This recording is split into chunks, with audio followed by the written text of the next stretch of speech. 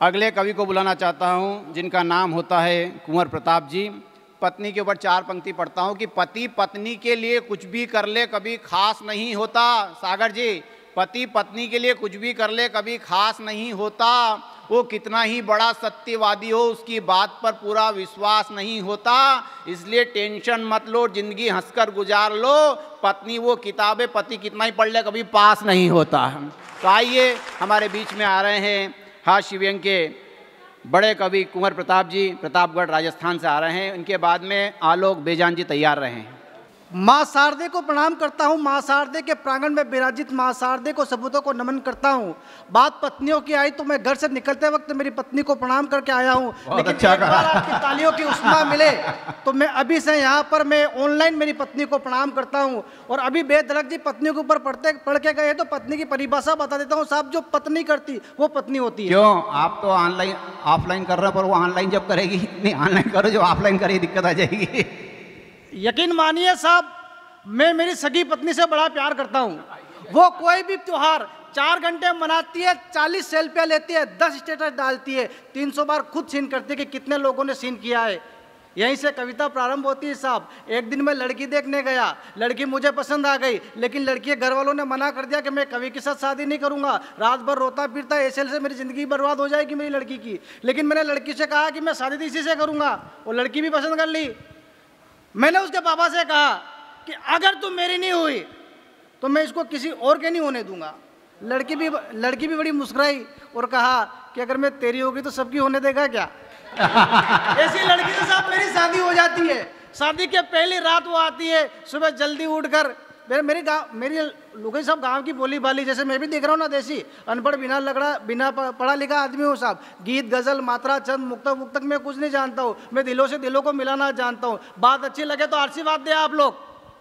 मेरे साहब पत्नी गांव की सीधी सादी बोली बाती है, लेकिन हुस्न की सजा दी है। सुबह एक दिन चाय का कप हाथ में लेके आ गई और मुस्कुरा के देने लगी। अरे मैंने कहा कि जाने मन, चाय को ऐसे हाथ में लेके नहीं आते, ट्रे में लेके आते हैं। अगले दिन वो चाय को ट्रे में डाल के लेके आ गई और बड़े मुस्कुराहट से बोली कि ऐसे ही चाट लोगे कि चम्मच ला के दूं।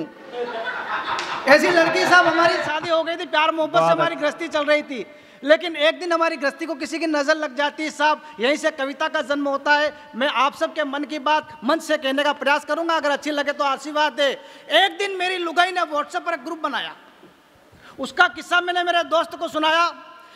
एक दिन मेरी लुगाई ने व्हाट्सएप पर एक ग्रुप बनाया, उसका किस्सा मैंने मेरे दोस्त को सुनाया। मेरे दोस्त ने कंधे पर हाथ रखा, बड़े प्यार से समझाया कि आइए आपकी समस्या सारथी परिवार मथुरा में सुनाते हैं और व्हाट्सएप ग्रुप से पति कितने पीड़ित है सबको बताते हैं। आइए साहब, मैं अपनी औकात पर आता हूं। मेरी पत्नी ने व्हाट्सएप पर एक ग्रुप बनाया, उसका किस्सा आप सबको सुनाता हूं। पता नहीं साहब मेरी पत्नी को क्या जचा कि उसने ग्रुप का नाम पीहर रखा। उसने पीहर वाले को सबको ग्रुप में जोड़ा, चाचा फूफा नाना काका दोस्त सहेली रिश्तेदार किसी को नहीं छोड़ा, बस मासूम पति को ही नहीं जोड़ा। अब शाम सुबह वो ग्रुप में जाने लगी। आटे लूण चटनी की खबरें, घर सहित रिश्तेदारों की और पड़ोसियों की खबरें ग्रुप में जाने लगी। अति हुआ तो मैंने उसको समझाया, लेकिन वो मुझसे ही झगड़ने लगी। एक दिन ऐसे ही बेतुके मामले ने तुल पकड़ा, मेरे और पत्नी के हो गया झगड़ा ऐसा कि रसोई से उल्टे बेलन पाटले और चमचे आने लगे। मैंने मौके की नजाकत को समझा और वहां से चला गया। मेरे जाते ही साहब कमाल हो गया, झगड़े वाला मैसेज ग्रुप में चला गया। ग्रुप में मैसेज जाते ही संदेशों की खलबली मच गई। सबसे पहले सबने अपनी जिम्मेदारी निभाई और मेरी सास ने लिखा कि कर्म फूटे मेरे नाश पीटा मिला जमाई। मेरी सास ने लिखा कि कर्म फूटे मेरे नाश पीटा मिला जमाई। मेरे साले ने भी साहब खूब बाहें चढ़ाई, खरी खोटी ग्रुप में सुनाई, कहा कि जीजा को सबक सिखाएंगे, 2-4 गुंडे भेज के पिटवाएंगे। साहब रिश्तों में सब मर्यादाएं तोड़ रहे थे, ग्रुप में मैसेज के माध्यम से मेरी हड्डियां तोड़ रहे थे। मेरी पत्नी की बहन यानी कि मेरी सहेली ने लिखा था जीजू, पीछे क्वेश्चन मार्क छोड़ के स्माइल छोड़ दी थी कि जीजू का चरित्र चिंतन हो गया था। अंत में साहब मेरी पत्नी की सहेलियों ने लिखा था कि हमें तो मंडप पे ही शक था, पास तेरी बैठे थे लेकिन ध्यान हमारी तरफ था। अंत में साहब मेरी पत्नी की भतीजों ने ग्रुप में मर्यादा ही तोड़ दी और मेरी हड्डियां तोड़ दी कि लिखा कि फूफा नाम का प्राणी ही बदमाश है, आने दो इस बार। अच्छा, सबक सिखाएंगे, 2-4 दोस्तों को बुलाकर घर में ही पिटवाएंगे।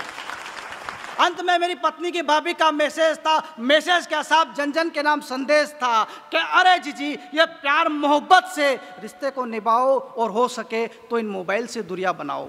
ये मोबाइल घरों को खा रहा है, बच्चों को तबाह कर रहा है, जीवन को लील रहा है। इस मोबाइल ने न जाने कितने रिश्ते को खा गया है कि जिस मोबाइल से माँ पद्मनी ने अपना चेहरा दिखाने से इनकार कर दिया था, इस मोबाइल से रीलों पर हमारी बहन बेटियां रीले बनाकर नग्न होकर नाच रही है। इन मोबाइल को दफनाओ, इन मोबाइल को दूरिया बनाओ। हो सके तो गूगल और कोड, व्हाट्सएप, इंस्टाग्राम पे आग लगा दो और प्यार मोहब्बत से अपने रिश्ते को चला लो, प्यार मोहब्बत से रिश्ते को चला लो। क्योंकि लड़कियां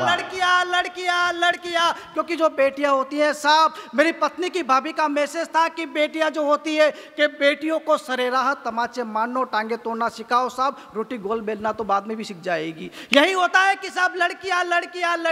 मेरी पत्नी की भाभी का मैसेज था कि लड़कियां, यानी कि वो संदेश दे रही थी कि लड़कियां हमें जिस्म और सुंदरता की वजह से ही प्यारी नहीं लगती साहब, वो इसलिए भी प्यारी लगती कि घर से कॉलेज तक लड़कों का पीछा नहीं करती है, कि रिश्ते का इनकार सुनकर लड़कों के मुंह पर एसिड फेंक कर नहीं भागती है। लड़कियां सहज होती है, सरल होती है। लड़कियां धमकी नहीं देती है कि तुम्हारी तस्वीरें इंटरनेट पर अपलोड कर दूंगी। लड़कियां सरे रहा लड़कों को नहीं छोड़ती है। लड़कियां हालात से समझौता कर लेती है कि इस उम्र में माँ बाबूजी भाई बहन पर बोझ कैसे बनूंगी, 2 बच्चों को लेकर कहाँ जाऊंगी। माँ बाप भाई बहन सब रिश्तों नाते में ग्रुप में थंब अंगूठा दिखा रहे थे, बात तलाक तक आ रही थी, लेकिन इस मोबाइल ने कई गृहस्थियों को आग लगा दी। हो सके तो इस मोबाइल से दूरियां बना लो, हो सके तो मोबाइल से दूरियां बना लो। कि आंधियां गम की चलेगी तो संवर जाऊंगा, मैं तो दरियाओं समंदर में उतर जाऊंगा। कि आंधियां गम की चलेगी तो संवर जाऊंगा, मैं तो दरियाओं समंदर में उतर जाऊंगा।